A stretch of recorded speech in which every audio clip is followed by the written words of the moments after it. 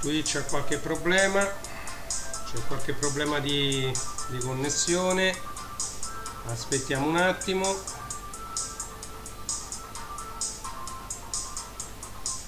Siamo in linea su Mixer e su YouTube, aspettiamo Twitch. Sembra che Twitch abbia qualche problema, vediamo subito.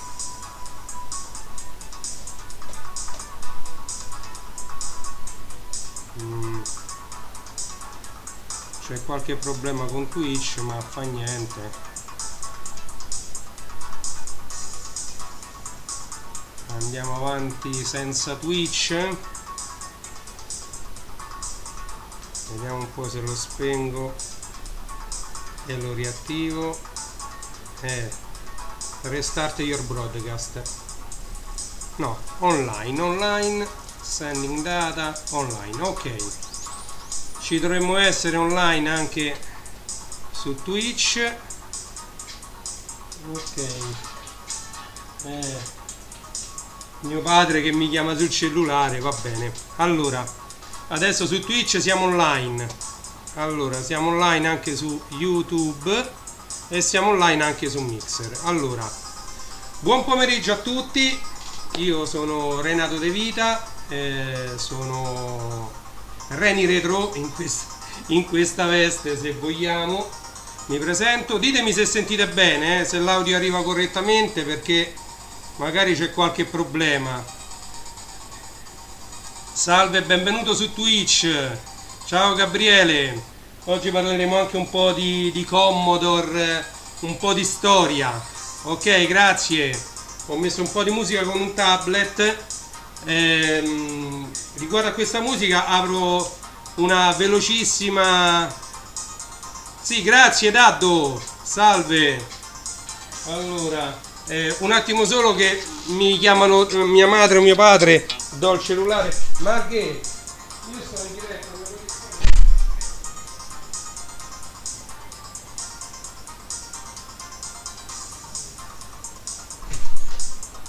Scusate, il bello della diretta è anche questo, che arrivano telefonate, e questo è un appartamento, questa è la sala da pranzo, e io mi sono, diciamo, allestito qui un piccolo angolino per fare questo disassemblaggio momentaneamente di vecchi PC che sono praticamente da buttare, sono guasti, e quindi qui mi diverto a fare qualcosa. Mi sto piano piano liberando dello spazio in laboratorio, cioè un piccolo laboratorio giù.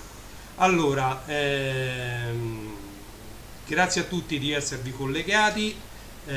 Oggi è 14 maggio 2020, sono da poco passate le 5. Allora, stavamo dicendo qualcosa riguardo a questa musica che sentite di sottofondo. Questa è musica royalty free. Potete usare questa musica, che si trova sia su YouTube, anche Facebook ha una pagina dove c'è tutta musica royalty free da utilizzare nei vostri video, nelle vostre dirette, come sottofondo, eccetera. Basta mettere royalty free nelle ricerche e trovate canali interi e decine di brani musicali che possono essere mandati senza che nessuno vi chieda le royalty o blocchi di... C'è Congi DJ collegato. Ciao Gianfranco. Oggi no, non mixiamo, ma tanto giù è quasi tutto pronto. Se poi mi vorrete vedere mixare, come avete visto, ieri abbiamo fatto, ieri o l'altro ieri, l'unboxing di altri vinili che sono arrivati.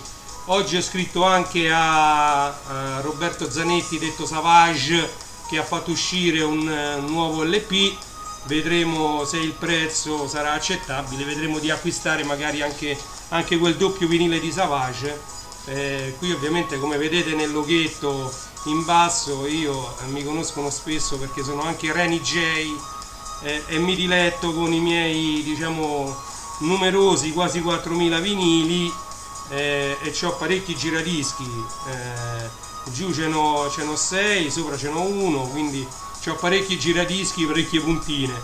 Sono un patito anche di suono e di musica, e quindi, diciamo, le mie passioni sono molteplici.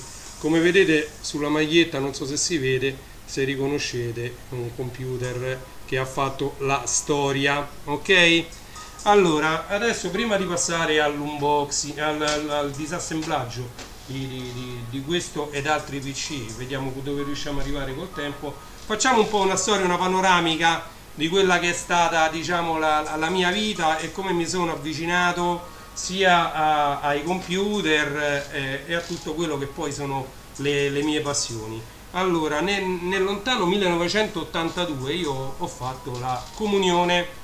Una mia zia, per regalo di comunione, mi fece un regalone, sì, perché forse da quel momento la mia storia è cambiata.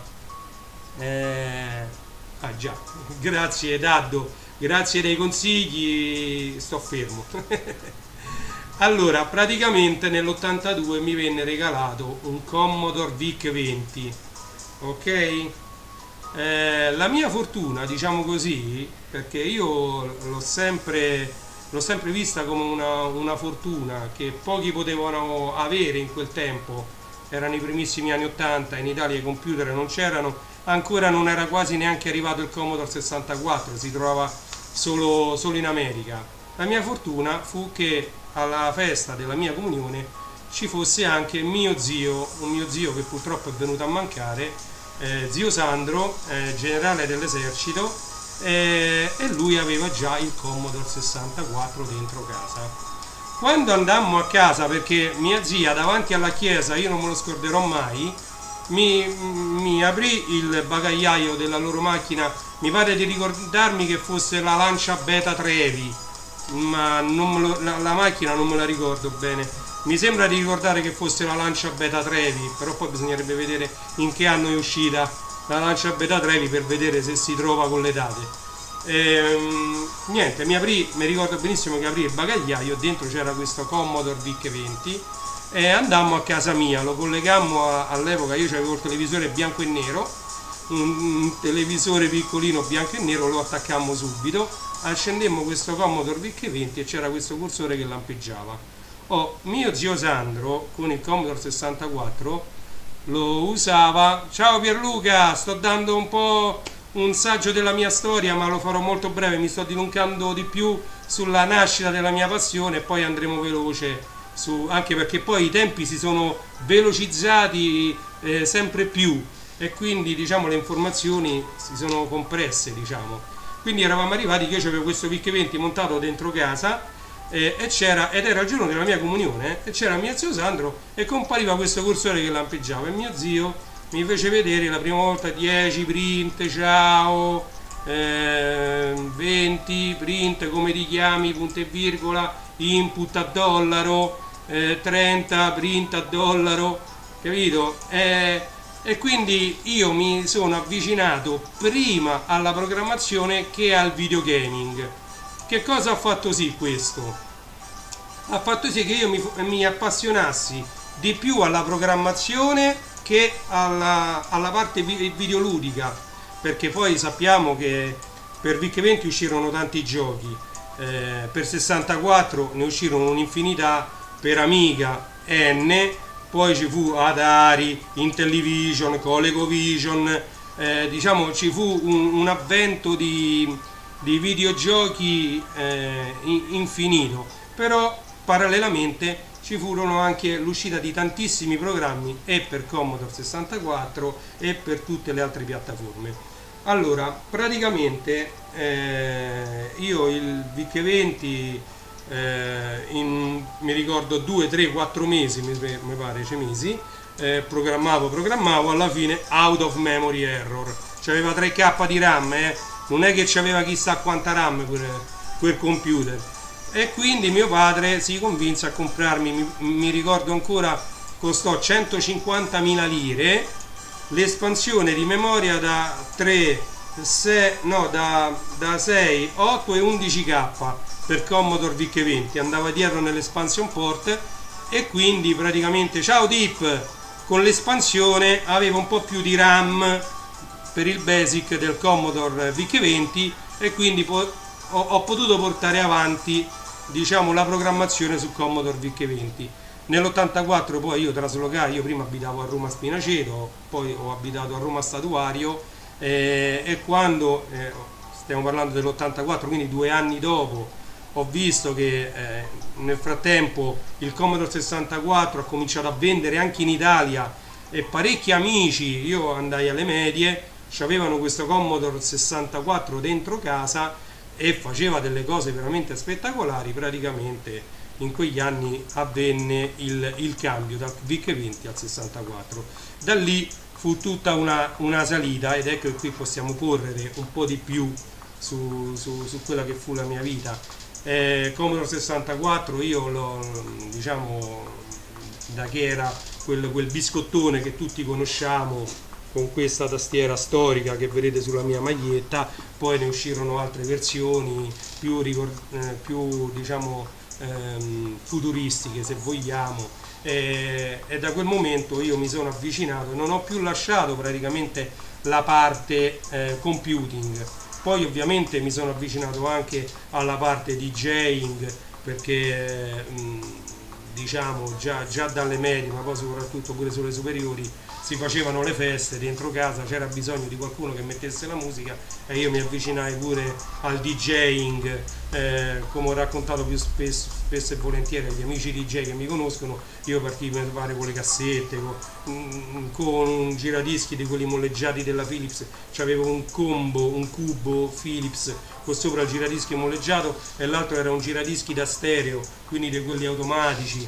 Quindi il mix era un Davoli che ho ancora giù, che ho fatto delle foto. Insomma, mi sono avvicinato a tutto quello che era diciamo sia elettronica, computer e DJing. E diciamo contemporaneamente cresceva anche la parte, diciamo, cartoon e comics, cioè mi piacevano sia i fumetti che i cartoni animati. Dice il tempo dove lo trovavi per fare tutte queste cose, non lo so neanche io, perché praticamente io riuscivo a vedere i cartoni animati in televisione, a leggere i fumetti, a programmare, a vedere i videogiochi su Commodore 64, su Amiga, e poi diciamo ho vissuto appieno la telematica. Che cos'è la telematica? La telematica è un termine generico per dire le connessioni tra computer. Io partii già con l'adattatore telematico del Commodore 64, poi con Amiga, le BBS, mi preme ricordare Antanisoft Group Research BBS, una grandissima BBS di Roma a cui io mi collegavo con il Commodore Amiga. Le prime connessioni le feci con l'Amiga 500 con l'acceleratrice laterale. Il modem era un modem seriale che si attaccava dietro esterno, e si facevano le prime connessioni. Poi gestii stesso io una BBS, era RFSoft BBS all'epoca, con 4 linee analogiche, con 4 modem diversi attaccati tutti quanti allo stesso Amiga. Prima venne gestita su Amiga 1200 e poi su Amiga 4000. Va bene, però ci stiamo dilungando troppo. Allora, la storia, diciamo, della Commodore si fa risalire a questa scheda che avrete già visto. Questa è stata anche la responsabile, diciamo, dell'abbandono di Facebook, oltre ai vinili, ai DJ e tutto. Questa scheda qui, che si chiama Kim One, questa tra l'altro è la revisione A con un chipset addirittura ceramico, guardate un po', con un chipset ceramico. Questa è la Kim One, era della MOS, la MOS acquistata successivamente dalla gloriosa Commodore, ok? Quindi la Commodore prima utilizzava dei chipset fatti dalla MOS, e poi addirittura, vedendo che la cosa andava bene, questo è il retro della scheda, come vedete ci sono dei piedini qui, ci sono dei piedini, eccoli, perché questa stava in cornice, e in cornice tornerà appena riesco a trovare una cornice abbastanza alta, perché non deve essere una cornice normale, che quelle sono basse fatte per i fogli, ma deve essere abbastanza alta, perché me la deve tenere abbastanza discostata sia dalla parte dietro che dalla parte davanti. Quindi sto cercando una cornice che magari me la faccio da solo. E questa era la Kim One, l'inizio della storia di Commodore, ok? E poi la Commodore inventò l'Amiga. Dopo l'Amiga purtroppo ci fu l'avvento dei PC, purtroppo per Amiga, meno male per i PC, Microsoft ebbe la meglio con i suoi sistemi operativi, l'unica che gli teneva testa era la Apple, pochissimo Linux fece breccia dentro le case perché tutti a quel punto avevano partite da MS-DOS e da Windows 3.11, passarono a Windows 95, 98, 98 SE, Millennium e poi tutti gli altri, 2000, NT4 Workstation, tutti quanti. E io come sistemista senior in Ericsson ho fatto parecchio la storia di tutti i server e quindi ho parecchio da raccontare mentre facciamo queste dirette. Allora niente,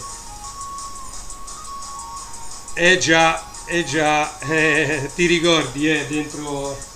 E io ho ancora tantissimi dischetti del Commodore 64 che presto passerò in digitale, forse li metterò riesumando il mio sito che è abbandonato, che è renatodevita.it, ma è abbandonato da 2 anni, sempre per motivi di lavoro. Allora, adesso sposto la telecamera su questi PC, ecco, questo è il tavolino, ok, leviamo questa sedia, come vedete qui è tutto improvvisato. Allora, volendo fare una storia, questo è un PC assemblato, ok, non è di marca, non è HP, non è niente. Ieri abbiamo disassemblato 2 HP D530, abbiamo visto che il case era molto pesante, era un case ingegnerizzato benissimo perché senza quasi neanche usare un cacciavite è stato possibile smontare tutte le periferiche compresa la scheda madre senza svitare una vite.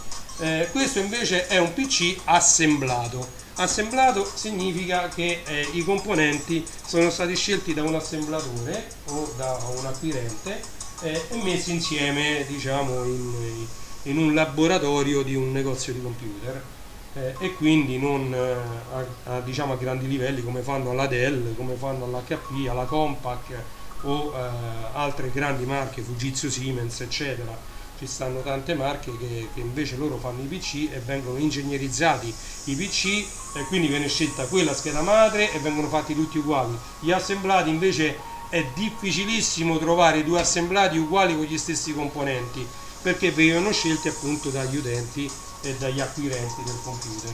Allora, facciamo rapidamente una storia.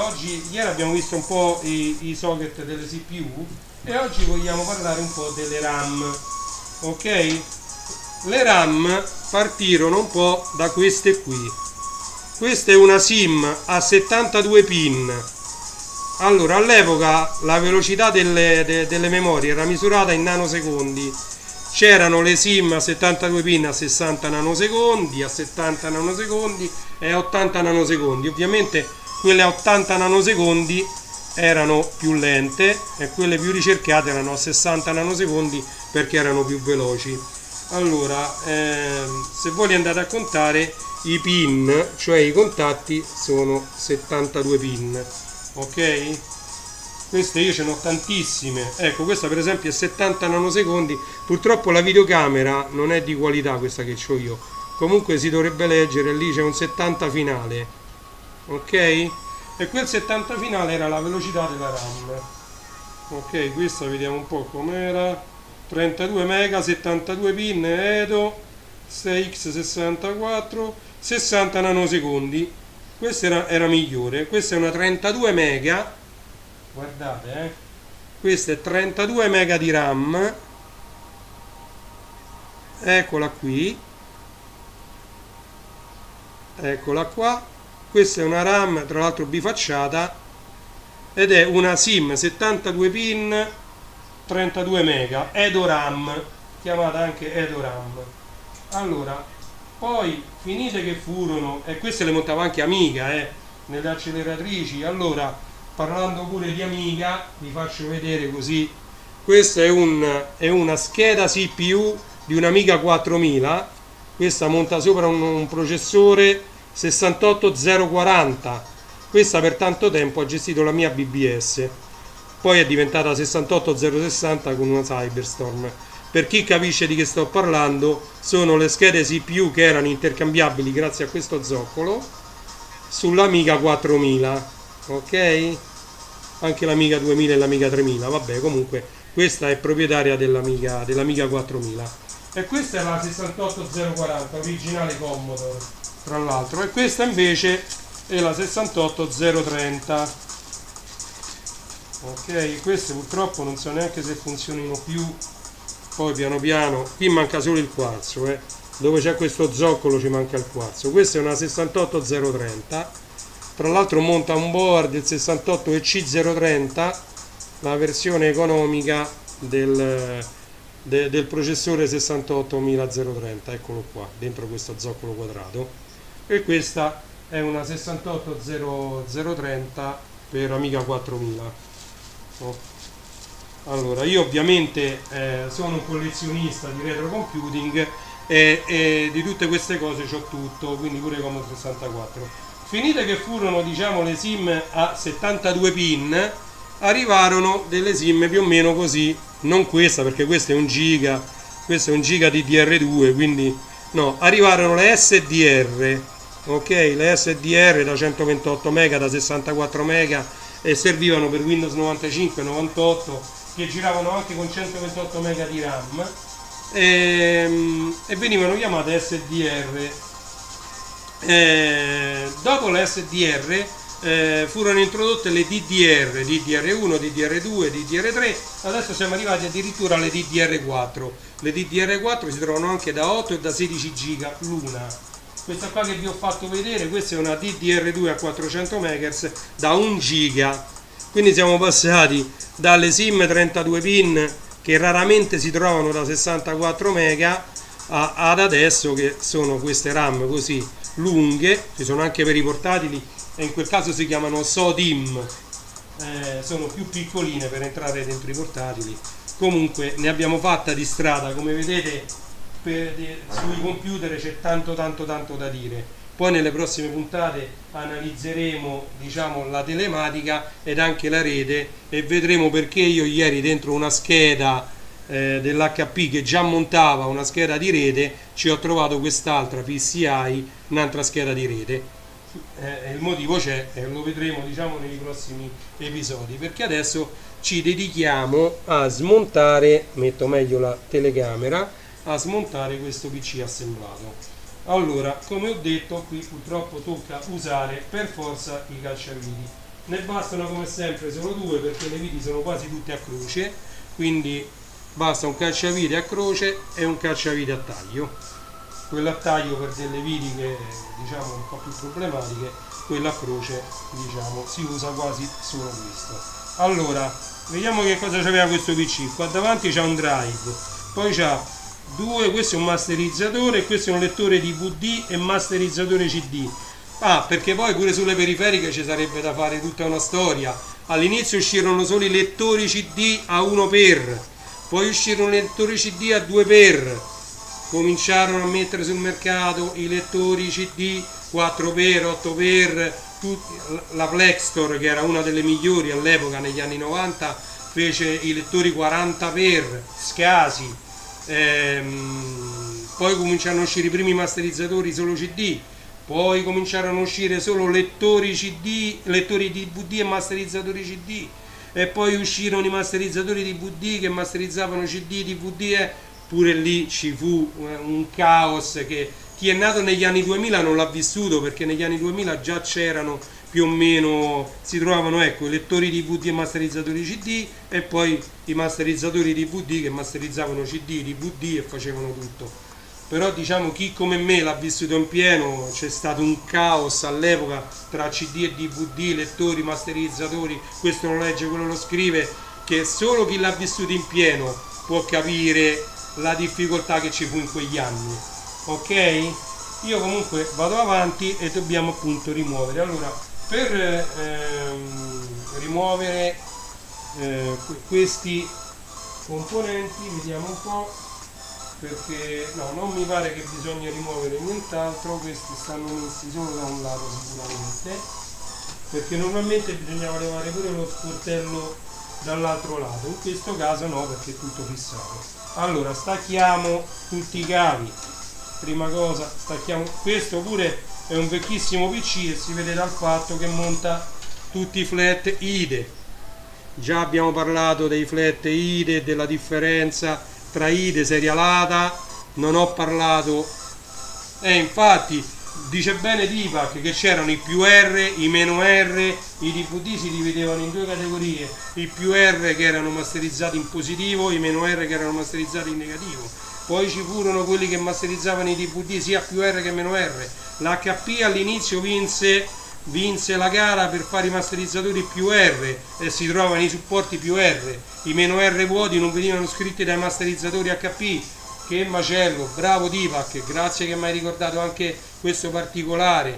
Più R, poi i riscrivibili, i RW erano rewritable, quindi non solo i CD rewritable ma pure i DVD riscrivibili. Guarda, veramente ragazzi, siamo sopravvissuti a delle cose che uno dice ma come abbiamo fatto a stare ancora qua? Mentre parlo proviamo a svitare le viti e a vedere se riusciamo, senza smontare dall'altra parte, diciamo, il case. Allora, questo è il cavetto della scheda audio che stranamente non mi si toglie. No, è facilissimo, eccolo qua. Questo è un LG e qui c'è scritto DVD-ROM, quindi non scrive ma legge DVD e scrive invece i CD. Masterizzatore CD e lettore di CD. Poi smontiamo pure quest'altro, via. Fortunatamente è abbastanza veloce perché per quante possono essere le viti sono sempre poche. Ok, andiamo avanti, sempre tutto IDE, e l'IDE, come ho ricordato ieri, c'aveva dei jumper. Questo grigio che vedete qui, lo indico col cacciavite, è un jumperino che serviva per dire se quell'unità era master, slave o cable select. Ok, master, slave o cable select, perché su uno stesso bus, quindi sulla stessa piattina, potevano essere messi due componenti. Questo va alla scheda madre e questi altri due neri che vedete potevano essere attaccati a due periferiche, però il sistema per vederli separatamente e per accedere separatamente a uno o all'altro aveva bisogno di un indirizzamento diverso, e quindi questo era chiamato master, slave o cable select. Cable select erano quelli che avevano il cavo interrotto, qui c'era un pin interrotto, erano dei cavi che venivano interrotti e il sistema automaticamente riconosceva che uno era il primo e uno era il secondo, grazie all'interruzione sul cavo. Però siccome si trovavano più facilmente i cavi, quelli tutti continui, paralleli praticamente, allora fu più facile mettere master e slave, tanto non era complicato come gli SCSI che invece avevano lo SCSI ID, la terminazione.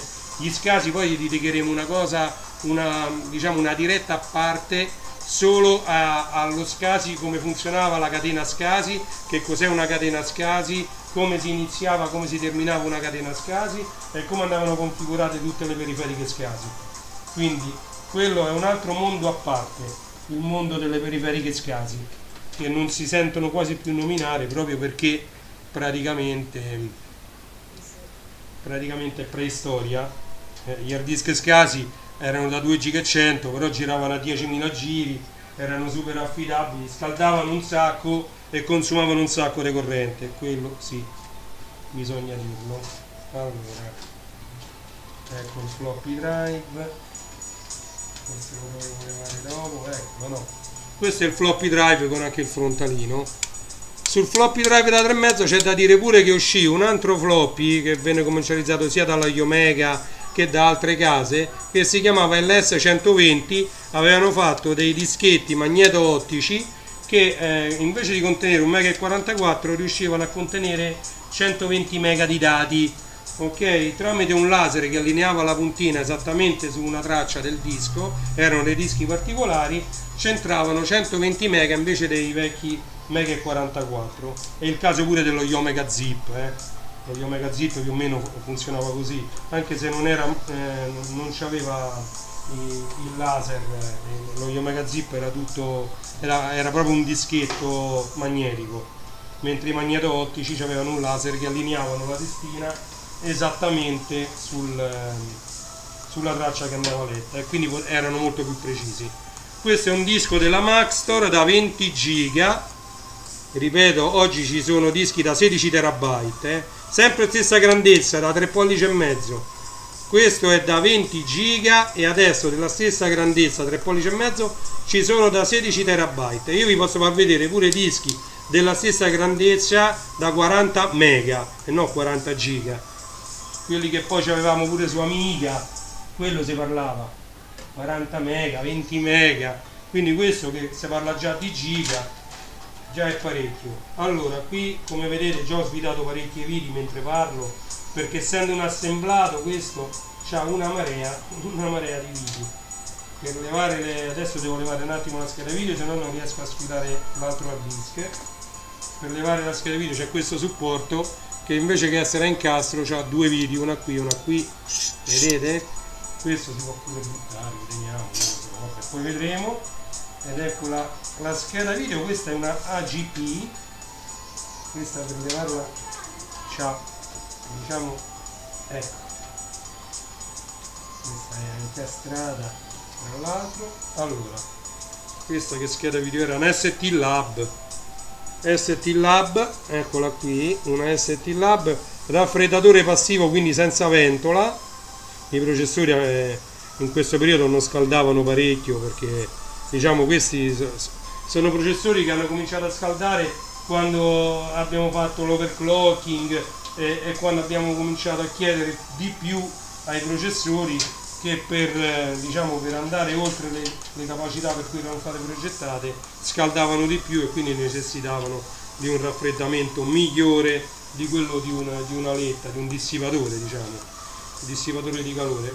Questa che vedete è una piattina diversa da questa qua che vi ho fatto vedere prima, è sempre IDE, sembrano uguali perché la telecamera non ce la fa a farvelo vedere, ma questa piattina è un 80 poli mentre questa è un 40 poli.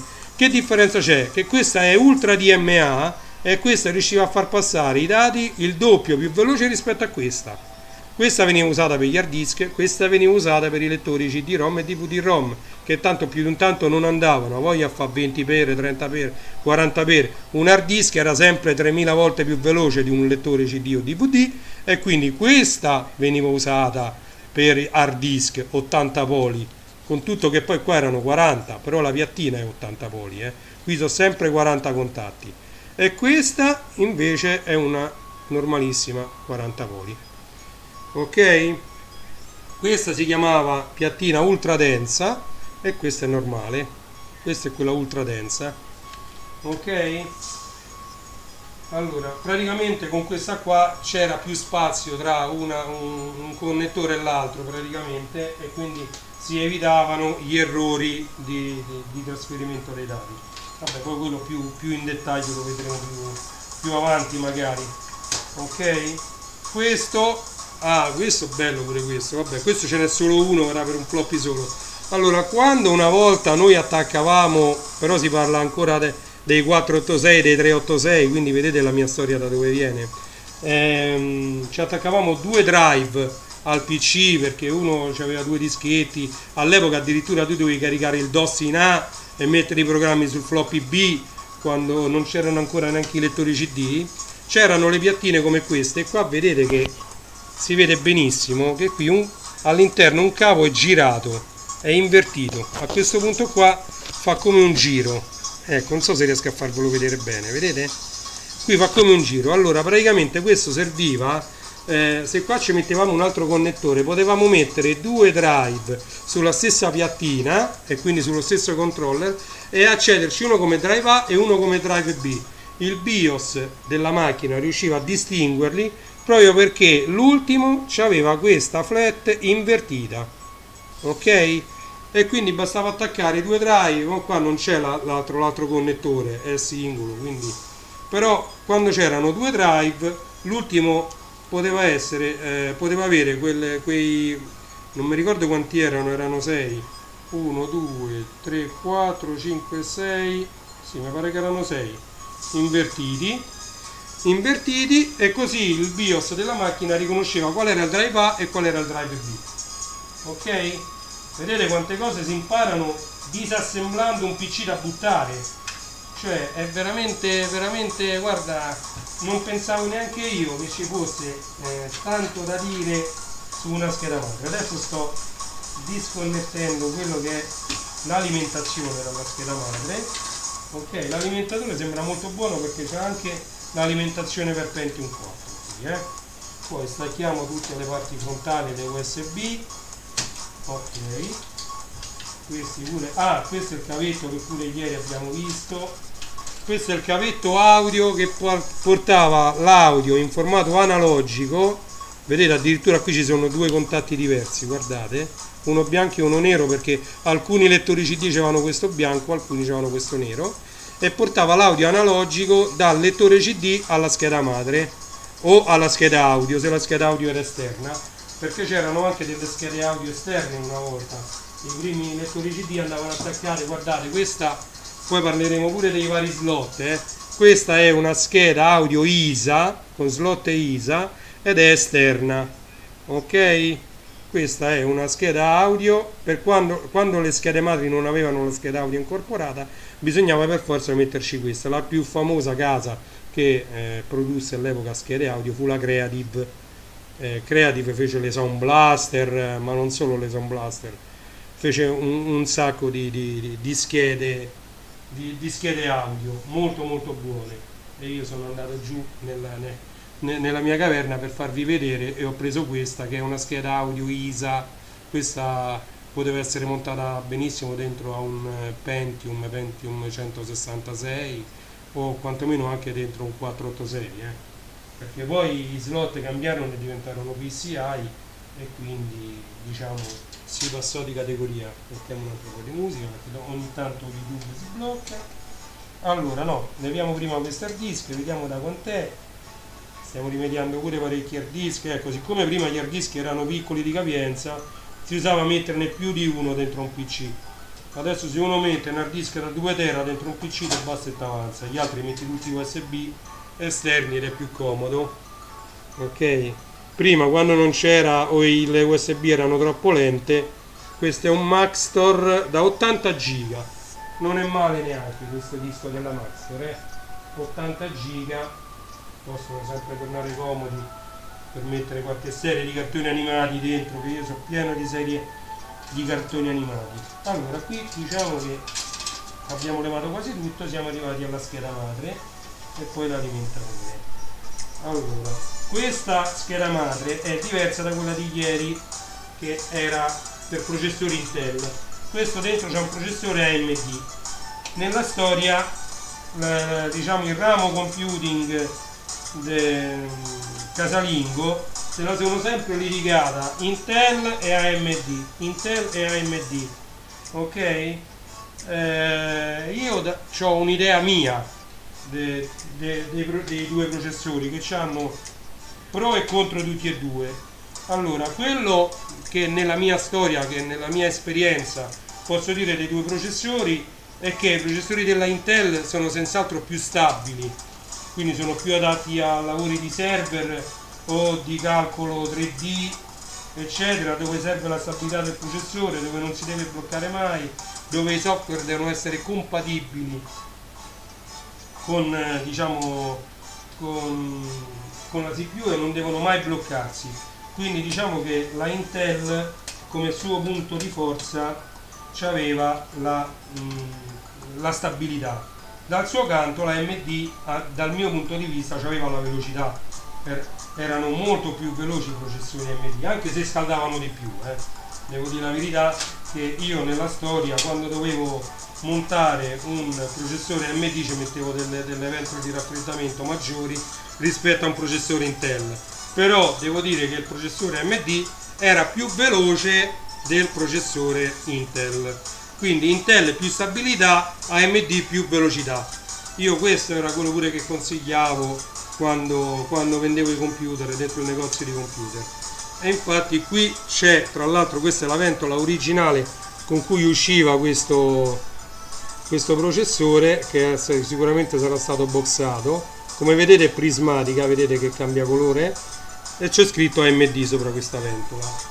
Allora andiamo a smontare il processore. È facilissimo smontare questo raffreddatore perché c'è una leva qui, basta alzare questa leva, ecco, una volta alzata la leva, ovviamente bisogna stare poggiati su un piano, ovviamente non fatelo così sui PC che ci avete a casa perché si rompono, bisogna quantomeno stare a massa, ok? Ecco, qui per esempio non andava levato così perché andava scaldato questo con la pistola termica e scaldato questo perché si è portato via tutto il processore in quanto la pasta siliconica si è indurita e si è attaccata al processore.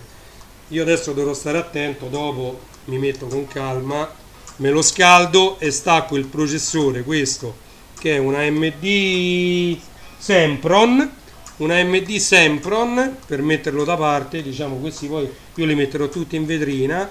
Niente, per staccarlo da qui bisogna scaldare questa parte qui in modo che così si scioglie quella pasta siliconica e si può staccare senza fare danno il processore dal dissipatore.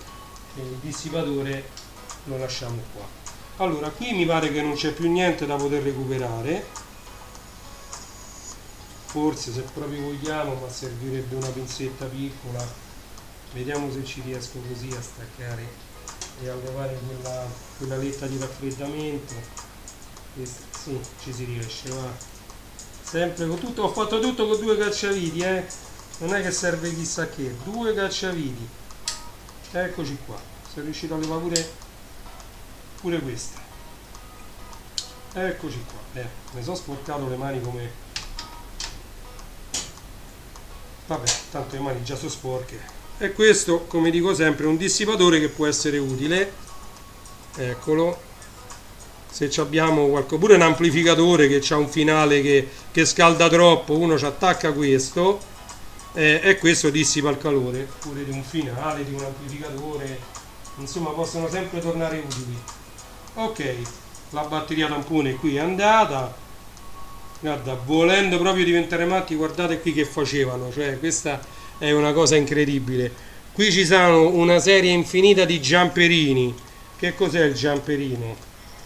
Il giamperino, adesso ve ne levo uno, poi dopo fuori dalla diretta mi sa che me li smonto tutti perché i giamperini mi servono per un sacco di cose a me, quindi non solo per Master Slave sugli hard disk, ma addirittura questi stanno tutti attaccati uno all'altro, possibile? C'è un unico set di giamperini tutti attaccati, vediamo. Qui è tutto in diretta, quindi io sto facendo tutto, così, mazza. Questi servivano per fare dei contatti e rendere più diciamo dinamica la scheda madre. Questi contatti, si vede che questa era stata progettata per diversi tipi di CPU, quindi a seconda di come venivano configurati questi giamperini si aveva una CPU diversa o una RAM diversa. Qui c'è scritto DDR400, si legge in serigrafia, qui c'è scritto DDR400, però magari per abilitare alcune funzioni, alcuni overclocking, c'erano questi che si chiamavano giamperini. Questi giamperini tutto là, erano molto utili, gli stessi si utilizzavano per Master Slave. Eccoli qua, guarda, qui c'è un azzurro, ecco, normalmente sono questi singoli qua, guardate, questi sono piccoli, servirebbe davvero un microscopio. Ecco, questo fa un contatto tra 2 pin, non fa nient'altro che fare un contatto tra 2 pin. Eccoli qua, questi sono facili da levare, li leviamo così. Si utilizzavano pure per fare il reset delle password del BIOS, quella è una funzione, e per fare un reset completo del BIOS, sempre con questi giamperini si faceva. C'erano 2 pin da ponticellare, si accendeva il computer, faceva i beep, finiti i beep si spegneva il computer, si rimetteva il giamperino come stava e il BIOS era resettato ai valori di fabbrica. Ok, questa era una ASRock AGP 8x SATA, ATA e USB 2.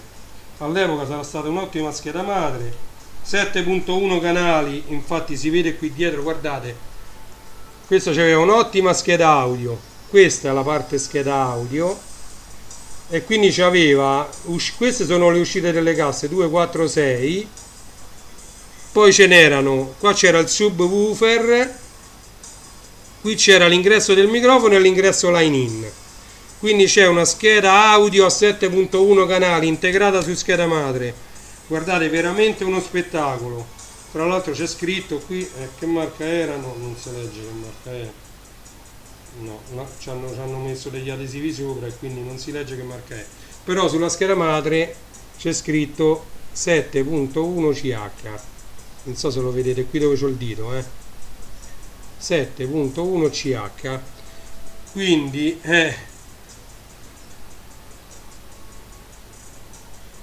esatto, Tip, vedo, ho letto adesso che hai scritto che anche tu hai avuto una AMD Athlon, ma c'hai avuto problemi. Sì, gli AMD andavano bene per i videogiocatori.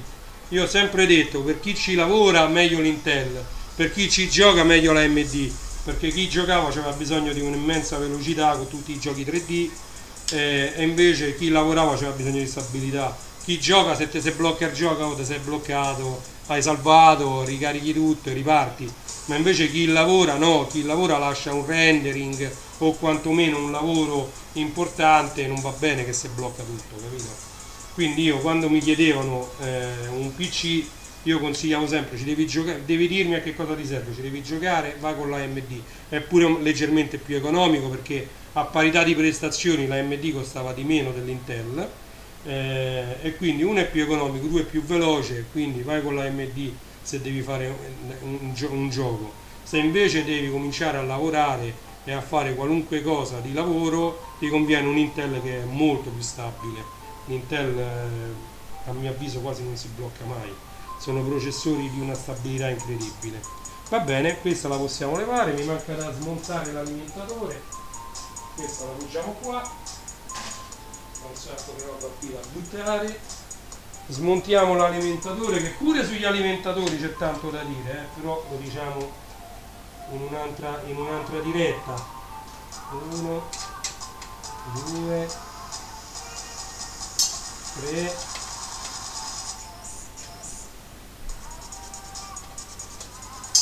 e 4. Ok.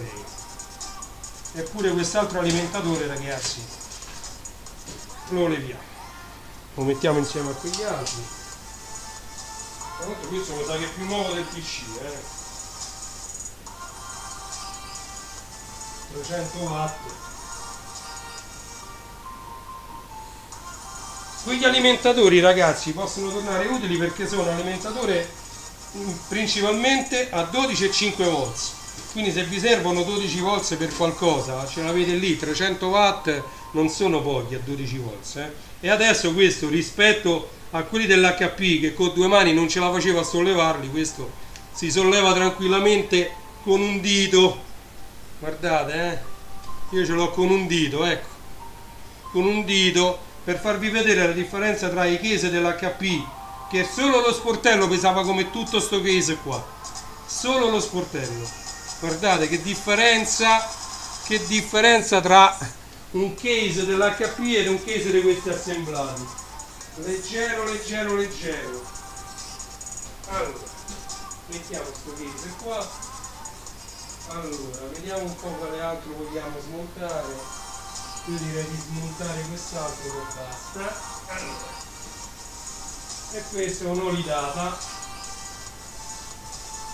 Intel Pentium 4 in 7. Questo è già più moderno, c'era Windows Vista. Eccolo qua, questo è un'olidata. Tanto sono tutti da levare, da smontare, perché non ci facciamo niente. Purtroppo quando comincia a diventare troppo vecchio, al giorno d'oggi i PC hanno bisogno solo di una cosa, di tanta RAM. Mettete 8 GB, se dovete comprare un PC nuovo che ci abbia almeno 8 GB di RAM, allora vi va bene. Processore, tutto l'altro resto sono abbastanza veloci, gli hard disk, SSD, metteteci quello che vi pare, l'importante è che ci abbia almeno 8 GB di RAM. Questo è un consiglio proprio da un vecchio, non vecchio di età, ma da un sistemista senior, diciamo, che ci ha lavorato. La cosa importante è la RAM attualmente, al giorno d'oggi.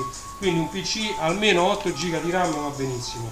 Allora, questa è un'olidata Pentium 4, olidata, un'altra marca che diciamo se li assemblava da sé li vendeva già belli e pronti, quindi questo non è assemblato in un negozio di computer, ma questo è assemblato presso i laboratori di Olidata ok, Pentium 4, e usciva con Windows Vista Basic.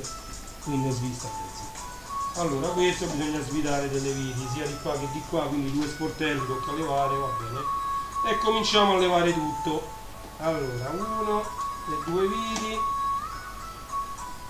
smontiamo questo, poi vi lascio che sennò diventa troppo lunga la storia. Ah, un'ottima cosa dell'Olidata, guardate un po', questo era un pannello fonoassorbente per il rumore delle ventole che ci stavano all'interno del case. Guardate, questo è non è polistirolo espanso, è schiuma espansa, esatto, non mi veniva il termine. È tutto un pannello di schiuma espansa che serviva appunto ad assorbire il rumore che facevano le ventole, ok? E questo è rivestito, anche se questo è leggerissimo, non è neanche paragonabile a quello dell'HP, però già rispetto a quell'altro è un accorgimento in più, anche perché non è rivestito solo questo che è il pannello laterale, ma adesso vi farò vedere che è rivestito anche il computer. Guardate, no, di qua devo andare. Allora, vedete che lo sto reggendo con una mano, quindi non è pesante, ce l'ha anche qui e qui, guardate, questo è tutto fonoassorbente, eppure qui sotto l'hanno messo, qui, eccolo, tutto fonoassorbente. E questa è un'ottima cosa per quanto riguarda diciamo la progettazione di questo case, diciamo, faceva senz'altro meno rumore, ok? Perché poi bisogna capire pure che il rumore tante volte non dipende dalle ventole, ma dipende anche qui addirittura ci hanno bloccato i cavi, dipende anche dall'aria che viene convogliata in dei buchi. L'aria convogliata in alcune fessure può fare anche più rumore, ok? Allora, adagiamolo su un lato, vediamo un po'.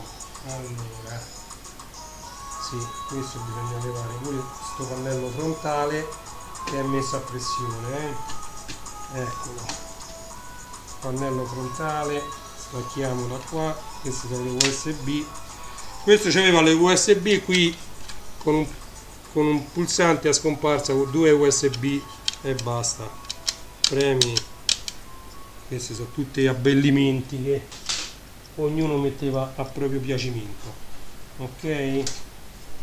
Anzi, qua ci stanno sti cavi che sono bei cavi, questo è un bel cavo USB che serve a connettere le USB frontali da una parte alla scheda madre, è USB 2, quindi diciamo adesso con tutte le USB 3, ecco qua c'è un drive nero, bello, molto bello questo drive nero, eccoci qua.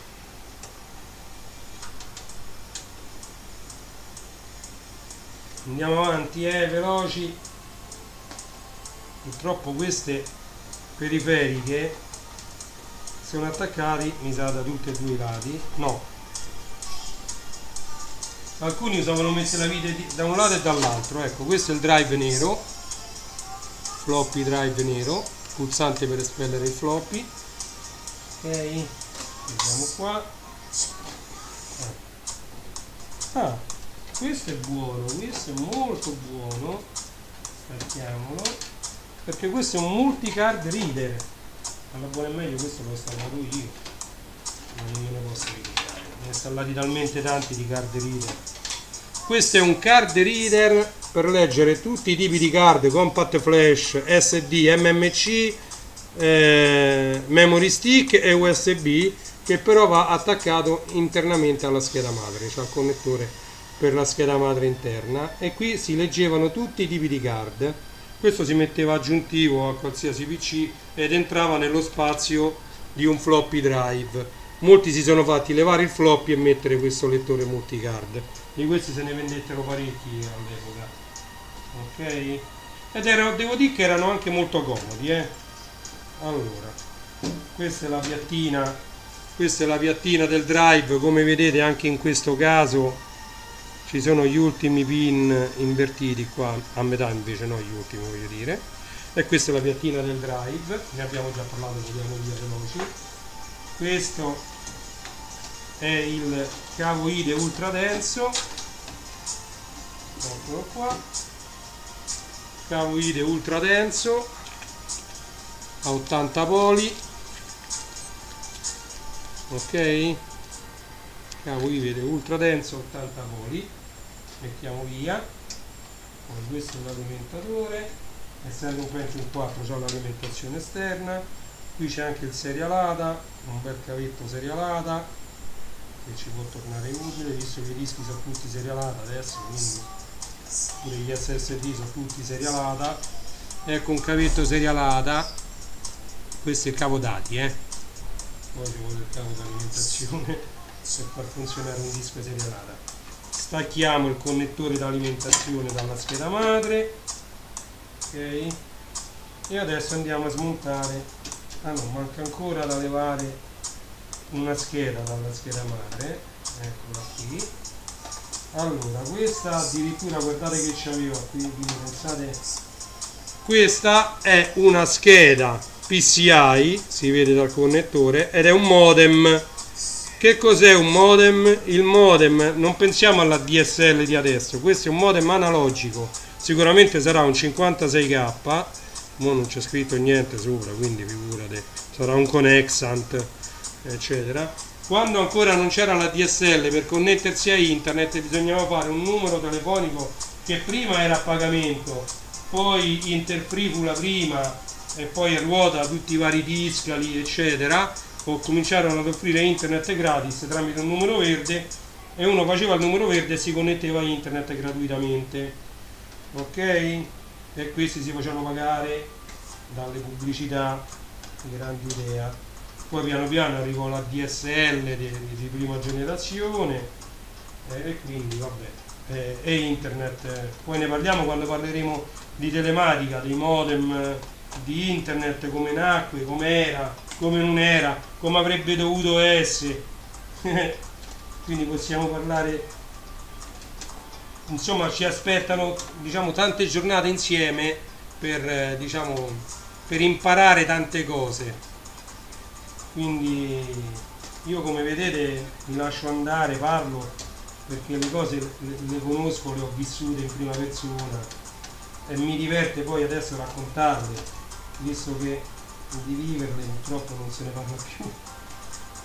Non mi verrà mai più in mente di aprire un negozio di computer a me, assolutamente. Ci sono i vari media, Word e Company che riescono a vendere i computer, e i computer una volta che si rompono, quelli del giorno d'oggi, si buttano e basta, non conviene né metterci le mani né niente, cominciano a sparare dei prezzi, e siccome il nuovo costa così poco conviene poi farsene uno nuovo, più veloce, ok.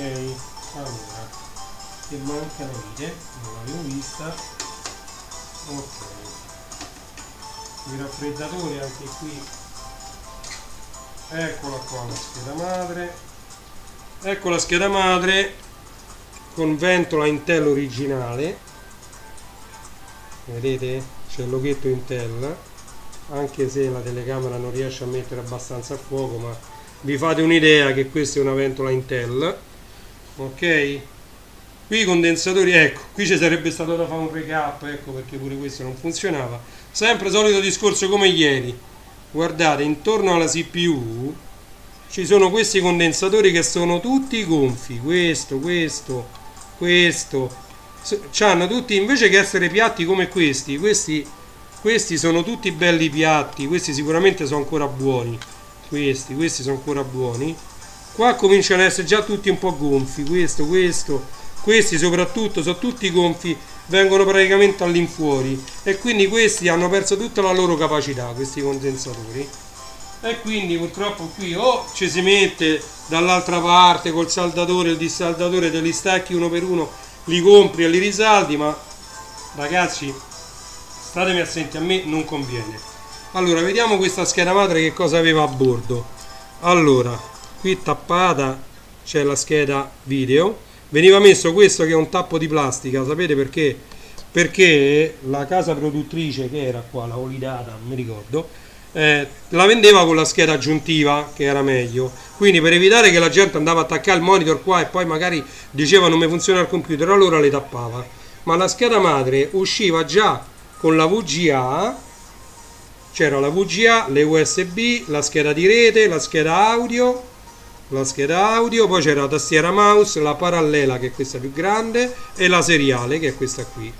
Quindi questa già c'aveva tutto, diciamo, andavi tranquillamente su internet con la scheda di rete, c'avevi l'audio perché c'era incorporata la scheda audio, tastiera mouse, le 4 USB, c'era tutto e c'era la parallela per le stampanti. Diciamo che noi la presa parallela l'abbiamo quasi sempre utilizzata per le stampanti, ma c'erano tante cose che si potevano fare sulla presa parallela, non c'erano solo le stampanti,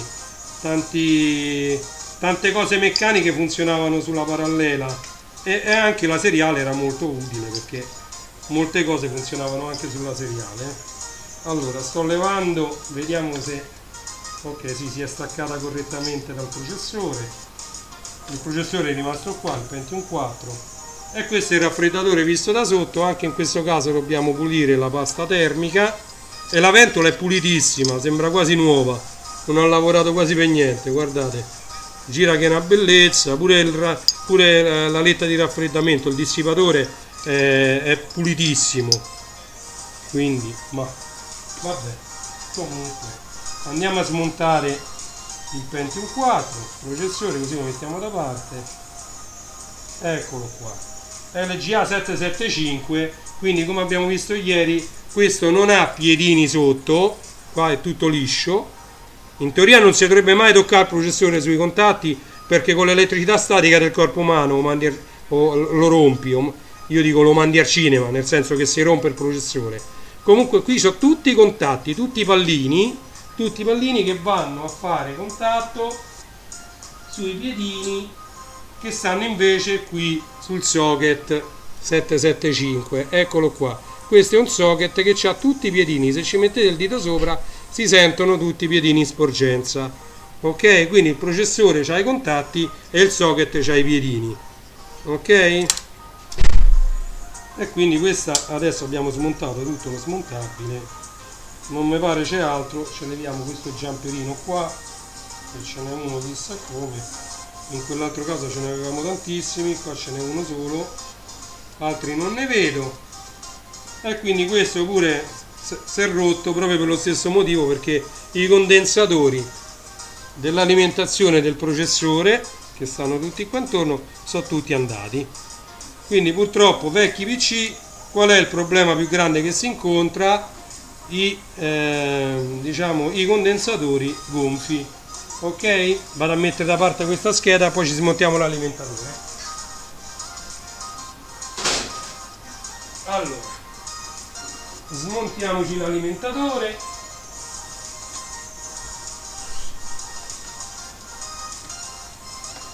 Questo che sto smontando è un 350 watt, quindi 50 watt in più di quell'altro. E vi ripeto, questi possono essere utili per i 3, cioè per i 5 e i 12 volts, però hanno pure i 3,3, più o meno 3 volts. 3 volts sono praticamente due batterie messe in serie, stilo o mini stilo, sono 3 volts. Ok? Allora, questo è un po' più complicato, ovviamente. Ah, poi manca pure questo, il masterizzatore qua. Questo è leggerissimo, mamma mia, ma di che anno è questo? Non si capisce. Seriale, ma questo è leggerissimo proprio. Mamma mia, non pesa niente. Rispetto a quelli dell'HP, questo, boh, leggero. Vabbè.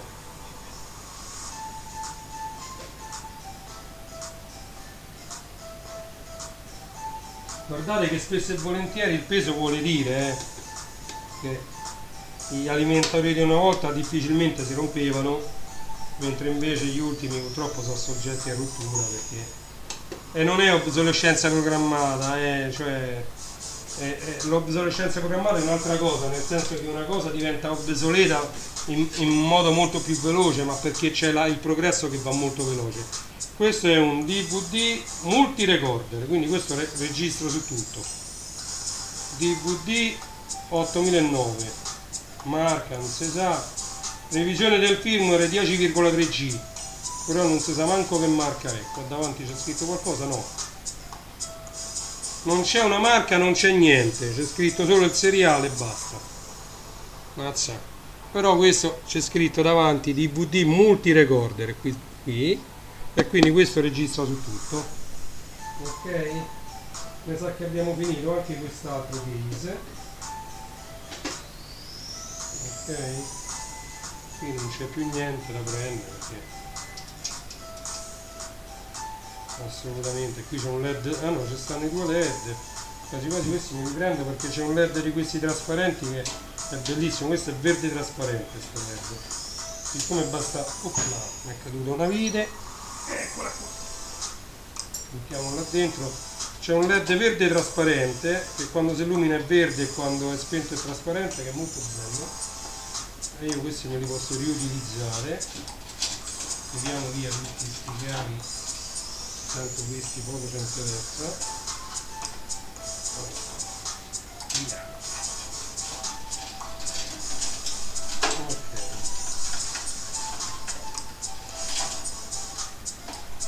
Ok. Vedete questo?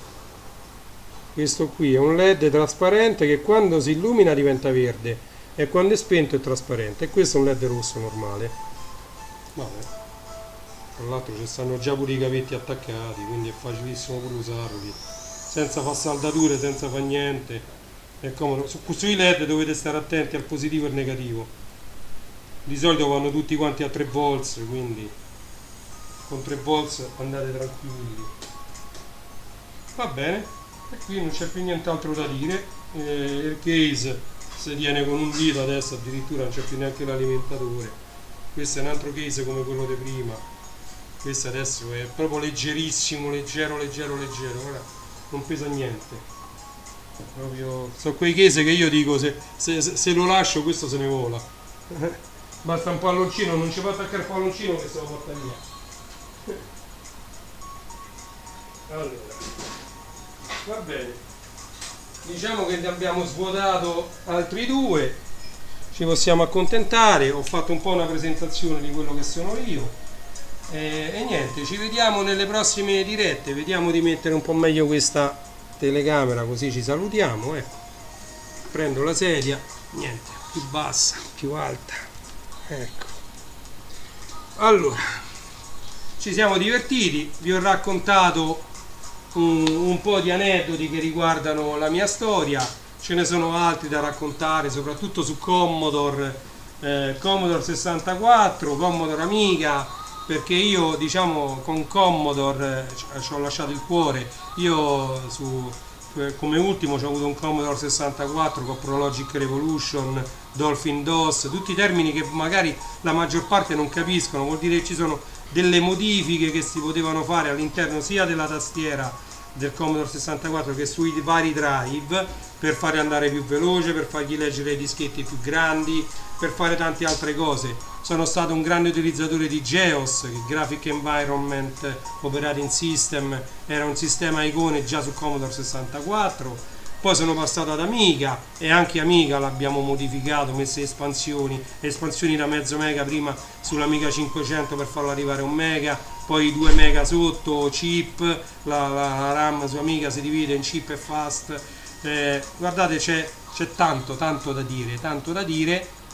Spero che comincerete a seguirmi e che queste dirette possano interessare, diciamo, sempre più gente. E così io vi insegnerò quello che è stato, diciamo, gli anni 80 e gli anni 90, passando, diciamo, per tutti quelli che sono stati gli aspetti che li hanno caratterizzati, siano essi musica, mixer, equalizzatori, amplificatori, radio, AM, FM, lettori CD, audio, eccetera, casse. Quindi casse più o meno buone, con i bassi, medi, gli alti saranno meglio a 3 vie, a 2 vie, eccetera. Quindi questa è la parte audio DJing, con tutti i vari mixer e le varie luci che si sono avvicendati negli anni.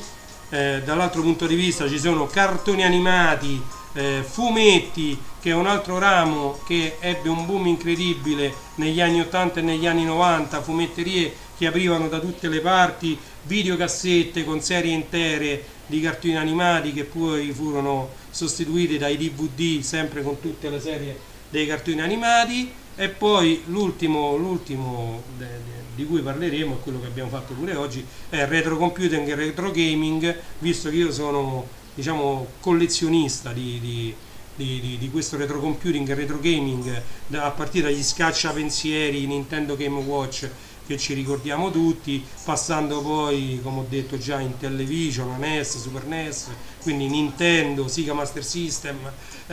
Ci sono talmente tanti nomi, tante cose che si accavallano, l'Amiga CD32 che era più un videogioco che un computer, ma poi vedremo che dentro era un'Amiga 1200, il CD TV che sembrava un lettore CD da stereo e invece era un Commodore Amiga 500 e ci si potevano caricare e giocare i giochi dell'Amiga 500 avendo un drive esterno. Cioè c'è tutta una storia, c'è tutto un mondo dietro che io voglio condividere con chi gli può interessare, perché è una conoscenza che io mi porto dietro, che ancora mi ricordo, e fin quando me la ricordo sono ancora in tempo a raccontarvela, quindi mi fa piacere.